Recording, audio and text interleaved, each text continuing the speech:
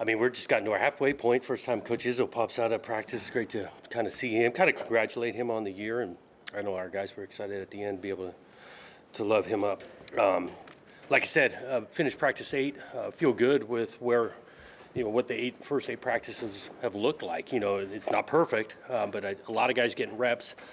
You can see steady improvement. The install is getting to the point where it's about peaked. We're not going to double up the second half of spring, so they'll get more reps at the same stuff the back half of spring, and looking for that steady improvement. I think the energy, enthusiasm for 8 days has been there, and so kind of like a lot what I've seen so far.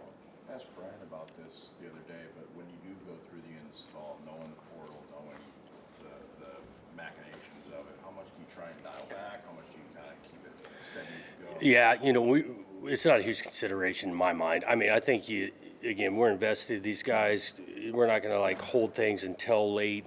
By chance we lose a guy or two. We understand the landscape, and guys are going to have opportunities here for us, whatever the last 2 weeks of April. But we feel pretty good in regards to what we're putting in and doing, and we want to get better at those schemes. And so, we want reps at it in April, digest it through the summer, and then August. Ryan said on offense that ahead of where you were last year, which makes sense. Would you agree with that, even with new faces on the offensive line and wide receiver? Or is it kind of a mixed bag? I think we're ahead just because we do got a majority of guys going into year 2. Some of the guys that we've added came here in January and dove right into it. And now they're getting some reps, but I think competition at the receiver position is healthy, and we've got some additions there that have shown they can help us. Offensive line competition, we're healthier there. I think we're stronger there, and we've got more competition at the O-line. You looking at a scrimmage for this Saturday? Or That's the plan right now, yeah. what areas of emphasis are you looking at? We wanted to let them just kind of play. So put the ball down and have to operate, try to move and get stops, those kind of things. We might sprinkle in a situation or two, especially if it doesn't arise, whether we're talking red zone or 2-minute. 2-minute went in for the first time today. Don't want to get some special teams work, and so I don't know if we'll do all 4 phases on Saturday, but definitely going to punt it and punt return. And give them it'll be our second opportunity for them to tackle and then carry the ball while you're getting tackled. And that's an always important piece. Outside of the football element, all the things with the leadership that Aiden Childs can show this season, what do you need from him in that regard? Yeah, he continued growth, being on his game to start, understanding that, he needs help around him, but he's got to start with himself, which he's done. I think that room is really healthy. Alessio had another nice day today. I think the addition of Coach Boyer in regards to having a second voice with Coach Lindgren with the offense has helped. And so, Aiden specifically, but it's more that group and then that side of the ball. With Nick being a guy who really emerged as a freshman last year, I guess what's the next step for him this year? Whether it's refining the route running. Yeah, it is. He's got some detail to continue to clean up, whether it's his alignments, his stems, separation. Overly talented, good player. I think he's always working to tighten up his details. You mentioned about the depth and the guys you brought in. How much do those guys, looking at them maybe a little bit individually, the guys you brought in who looks like they're standing out, how much does those guys taking that next step help Nick in his development? Yeah, well, specific to Nick, the receiver position, Amari Kelly's had a good 8 days. Made another couple nice plays today. He could be on the opposite side, and where Nick's going to see some double team. You need to have another threat on the other side of it. Rodney Bullard, a little bit of ding. Hasn't been full all 8 days, but he's done some good stuff. Evan Boyd has come over here and really he was running with the twos today. He's made consistent plays, knows where he's going. Those are a couple highlights. You mentioned that Amari Kelly is doing well, specifically without giving away scouting information, but what do you like? Playing the ball in the air, he's had a couple contested catches, especially in the red zone. Been able to separate on a couple double moves, and so you need some skill set over there to separate contested ball because we think he'll see a decent amount of one-on-one matchup. You feel like you've got like a nice diversification of style of wide receivers? Yeah, yep. In regards to size, speed, quickness, right, and then maybe a little bit of length, and you want to be able to blend that. Obviously, ask them to also be physical, whatever their physical attributes are.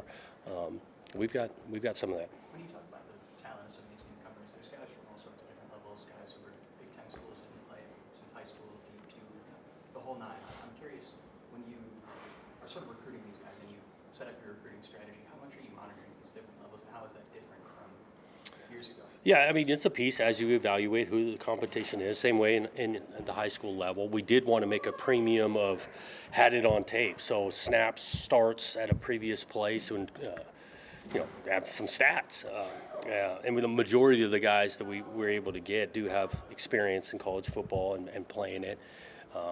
And that's what we're counting on. How are things looking in the run game when you guys are able to go live? Solid, it's always early on, and we're playing some solid defense, and we get some depth up front. And linebackers are playing, so it's a little hit and miss, but we've had some good reps in there. It's important, I think, to live tackle for the running back position to kind of be able to evaluate that. And so that'll be an emphasis on Saturday to exactly see where this run game's at. Any early impressions with Elijah Tautau? Had a couple nice runs. We did do a small portion of live tackling. I ripped off a long run. He's still, learning it. You can tell when he knows exactly what he's doing. He can change gears and plays at a high level. We just got to get him to that point where he's really, really confident in the scheme. You like that piece of him catching the ball out of the backfield he demonstrated last year? Yeah, we want to be able to throw it to the back. Obviously, we want to throw it to everyone, but if the guy, he's a great ball carrier. He's got to block some people and pass protection, but you get that third element, he can catch it out of the backfield. Third down, red zone, it's huge. With the kicking situation, how has that developed, and like a live scrimmage setting, Right. put a little more pressure on him? Actually, we got a rep today in the 2 minute of actually a live kind of field goal. Those guys have been competing. We're charting it. They're working at it. I can see that thing playing all the way out through August. When did you meet John Boyer? I know he was with you at Oregon State, but when did you guys? Yep. So it was after our first year at Oregon State. Our quality control coach got another job, and we were looking, actually Lingren and him kind of knew of each other. I had been in the Big Sky as a coordinator before John, but John had been in coordinating there in the Big Sky for a long time, so knew some ball. And he was with us there for 5 years. Did obviously a great job. So just kind of word of mouth. Yeah, that was the original, and it was more on Lingren's side knowing him.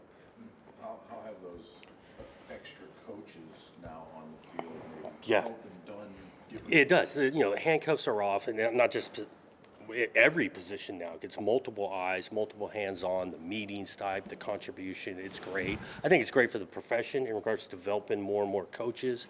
I think it's really healthy that there's no handcuffs on anybody out there. Is that something that when you go to the coaches meetings, just talk about like retention of coaches and maybe exploring that?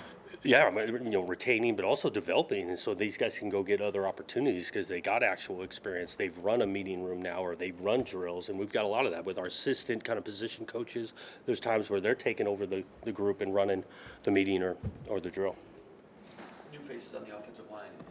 Early impressions with those guys? Yeah, Connor's done a nice job. Been able to hold us on in a big way. Stanton's really doing a nice job. I know he's not a newcomer.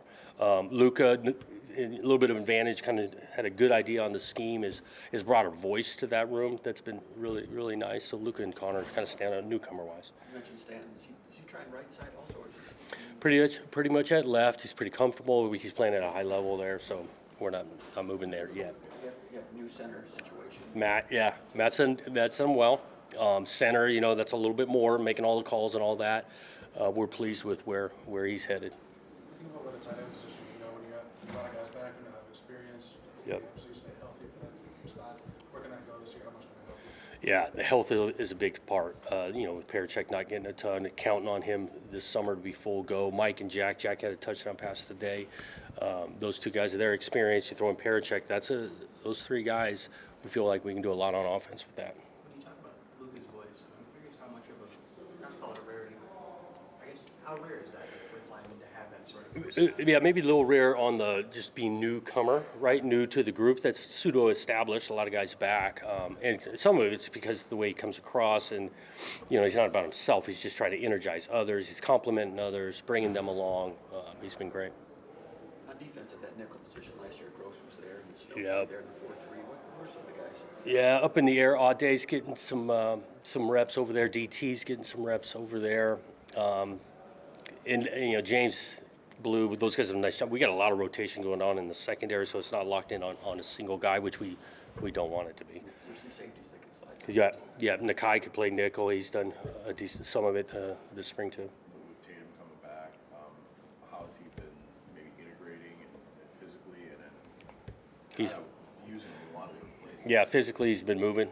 No limitations, and he is athletic, safety, nickel, physical player. I'm kind of excited to see him kind of live tackle on Saturday. See anything with the pass rush that it's giving you encouragement so far? Or, Yeah, coming along. JT's been around it. We're getting a decent amount of interior games, giving us problems on the offensive side, and so that's been nice to see.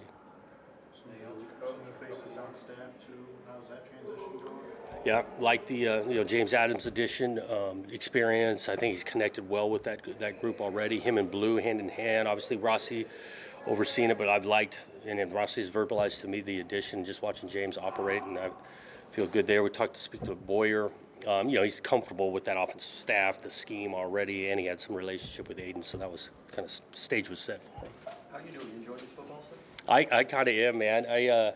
It's nice to get back into it. I love getting into the meetings, watching our coaches coach, the players interact. I like seeing a play go in a meeting in the morning and then it gets executed on the field. I kind of like the way we're practicing in regards to, like, we're competing, but we're competing with each other, not against each other. And for 8 days, these guys have been working together to do that, trying to, the iron sharpens iron. One more thing. What kind of things did you get done today? You mentioned 2 minutes, but what was on the menu? Yeah, we did some kind of inside run in regards to team. Individual to start, always about that. Then we got into some team drill and one-on-one, the receiver DB. Did to 2 minute. We finished with the kind of a mix down, so first, second, and third down.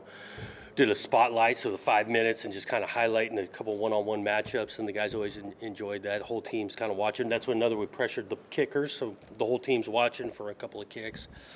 Special teams work was emphasized on punt return. So I liked it. The university, the football department releases some photos here and there from practice, and I think I saw something where Malcolm Bell might have made a play. Is there anything worth mentioning there? Yeah, the guys, it's good to get it on video and put it out there because he's made some plays along with others, and that's where I'm back to, gotten back and forth, competing with each other. How do you two freshman running backs integrate? Good. Jace has gotten some good carries, kind of Zion. Both of them, majority, have gotten a little bit with the threes. We want to mix them up, get them some carries in the first and second group. Both of them, when they get the balls in their hands, can go.